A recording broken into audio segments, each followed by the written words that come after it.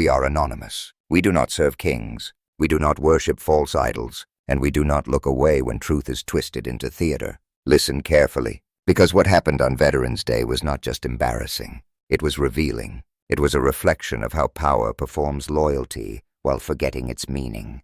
And it was broadcast to the entire world. On November 11, 2025, at Arlington National Cemetery, a crowd gathered to honor those who served. Veterans stood in uniform. Families held photographs close to their hearts. The band began to play God Bless America. The moment was sacred. It was meant to unite, not divide. Donald Trump stood at the front, hand over heart, facing the flag. Cameras rolled. He opened his mouth and began to sing. God Bless America. 3 words. Then silence. The music carried on, but his voice did not. The crowd looked on as he stared blankly ahead. He did not move his lips, did not try to catch the tune. The Commander-in-Chief of the United States Armed Forces stood mute through his own country's anthem. It was painful to watch, not because of the awkwardness, but because of what it symbolized. The leader of a nation that has sent millions to fight and die could not finish the words. That I love. Maybe he forgot the lyrics, or maybe he simply could not bring himself to say them, because love of country is not about slogans. It is not about rallies or red hats or chants. It is about respect for those who sacrificed, for those who carried the flag before you, for those who cannot sing because they never came home. But instead of humility, Trump delivered a spectacle. He used that stage as ceremony meant to honor veterans to rebrand the Department of Defense. He announced that it would be renamed the Department of War.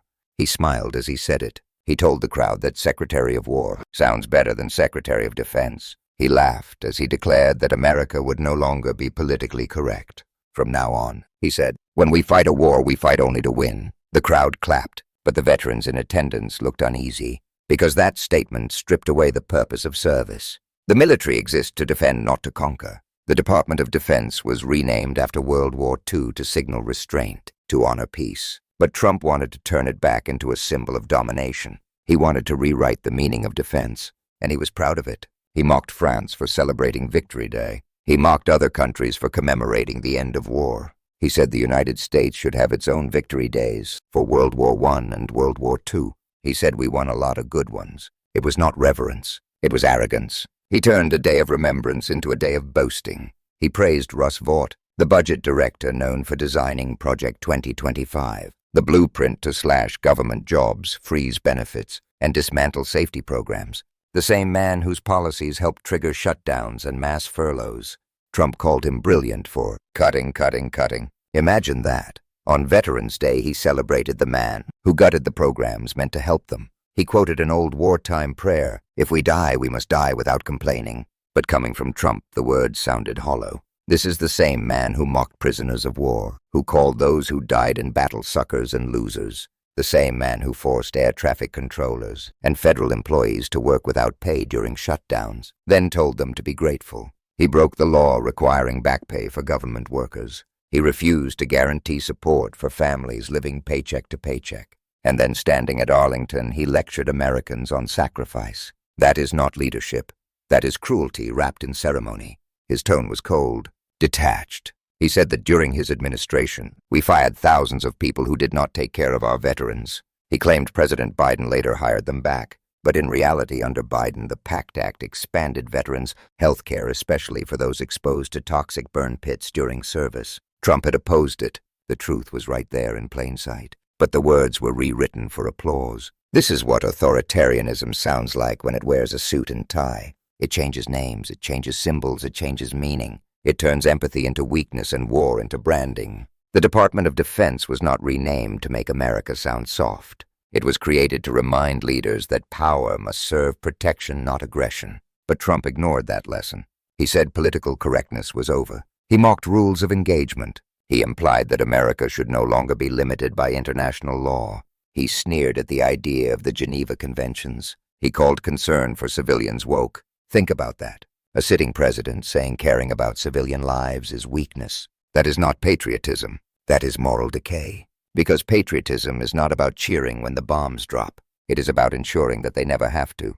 And Veterans Day was never meant to be about victory. It was meant to be about memory, about gratitude, about the quiet strength of those who served. But Trump used it as a stage for self-worship. He bragged about firing thousands. He lied about hiring heroes. He insulted the very people the day was meant to honor, and he did it while turning the anthem into a prop. He stood before the nation as its leader and could not finish the song. That silence said everything, because in that silence you could hear the truth. You could hear what happens when leadership becomes vanity, when power becomes performance, when patriotism becomes a costume. He wanted to rename the Department of Defense to the Department of War. But ask yourself, what else would he rename if given the chance? Would he rename democracy itself? Would he rename truth as treason? Would he rename compassion as weakness? Every time he changes a name, he changes meaning. Every time he changes meaning, he changes memory.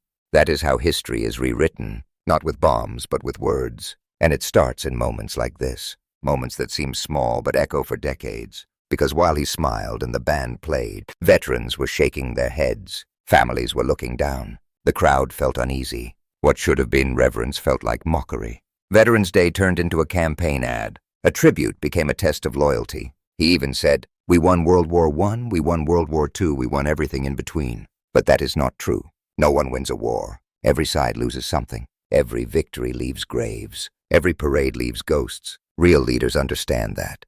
They speak with humility. They understand that peace is not weakness. It is the ultimate strength. Trump does not understand that. Because to him, strength is about domination. Strength is about image. Strength is about applause. But you cannot lead a nation by treating war like a trophy and veterans like background actors. He wants you to forget the human cost, to forget the families who grieve every November, to forget the nurses, the medics, the mothers who never stop waiting. He wants you to remember his words, not their sacrifices. That is why Anonymous speaks. Because silence is complicity. We speak because truth matters more than pride. We speak because the anthem must be sung all the way through. That clip of Trump at Arlington, him standing silent, mouthing nothing, is more than just awkward. It is a perfect symbol of what happens when leadership becomes hollow, when love of country becomes self-love. The song continues, but the voice is gone. And that is where we are now, a country trying to remember the lyrics while its leader forgets the tune. So the question is simple. When the music stops, who will keep singing? You will. We will. Because this country belongs to the people who still remember what the words mean. The people who still believe in service, not spectacle. The people who finish the anthem even when their leaders forget it.